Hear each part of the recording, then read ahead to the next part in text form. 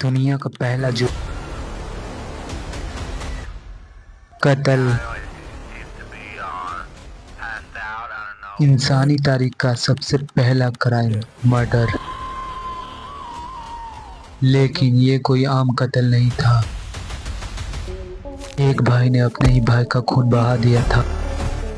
एक मिनट, सवाल ये उठता है, आखिर ये सब हुआ कैसे? हमें वक्त में पीछे जाना होगा, उस दौर में।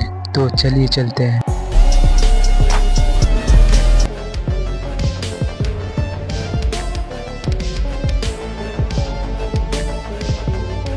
एक दफा अल्लाह ताला ने फरिश्तों से फरमाया, मैं जमी पर एक ऐसी मखलूक पैदा करने वाला हूँ जो मेरा खलीफा, मेरा नैब होगी। फरिश्तों ने अर्ज की, या अल्लाह, क्या आप ऐसी मखलूक बनाएंगे जो जमी पर फसाद मचाएंगे और खून खराबा करेंगे? अल्लाह ताला ने जवाब दिया, मैं वो जानता हूँ जो तुम नहीं जानते। फिर अल्लाह ताला ने हुक्म दिया, सजदा करो आदम को। सब ने सजदा किया सिवाय इब्लिस के।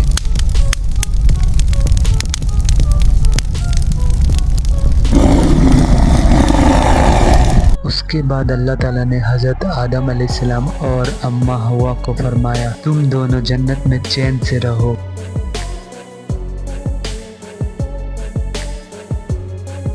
जो चाहे खाओ, लेकिन इस एक दरख्त के करीब मत जाना। तो दोनों जन्नत में खुशी और सुकून से जिंदगी गुजार रहे थे, लेकिन शैतान ने उन्हें गुमराह कर दिया। उसने कहा, क्या मैं तुम्हें एक ऐसा दरख्त बताऊं जिसका फल खाकर तुम कभी नहीं मरोगे और तुम्हें एक ऐसी बादशाहत मिलेगी जो कभी खत्म नहीं होगी। इस वसवसे और लालच में आकर दोनों ने वो फल खा लिए। तो अल्लाह ताला ने फरमाया, अब तुम उतर जाओ ज़मीन पर, और तुम्हें जन्नत से निकाल दिया गया। अब हजरत आदम अलैहिस्सलाम और अम्मा हवा ज़मीन पर रहने लगे। मेहनत और सख्तियों भरी जिंदगी शुरू हुई। वहाँ उनके बच्चे पैदा हुए। उनके दो बेटे थे, एक का नाम था काबिल, दूसरा का नाम था हाबिल। एक दिन अल्लाह ने दोनों से फरमाया कि मेरी राह में कुर्बानी पेश करो। हाबिल जो कि एक सफेद था, उसने अपनी सबसे बेहतरीन बकरी अल्लाह ताला के लिए कुर्बानी की।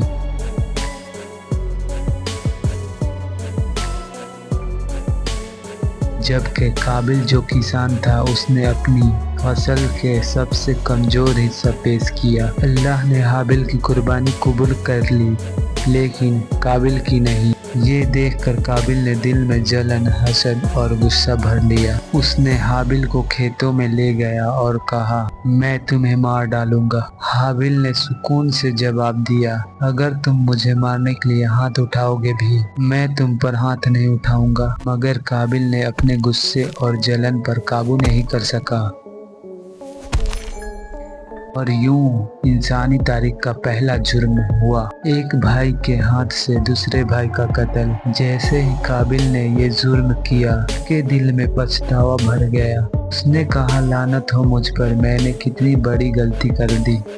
नाजरीन, उस वक्त ना कोई अदालत थी, ना कोई जज, कोई वकील, सिर्फ एक ही इंसाफ करने वाला था, उसका अपना जमीन। हर मोमिन को शैतान के फितनों और वसवसाओं से बचना चाहिए, वरना हमारी भी हालत हाबिल और काबिल की तरह हो सकती है। अल्लाह ताला हम सबको शैतान के फितनों से बचाए। फी अमानिल्लाह।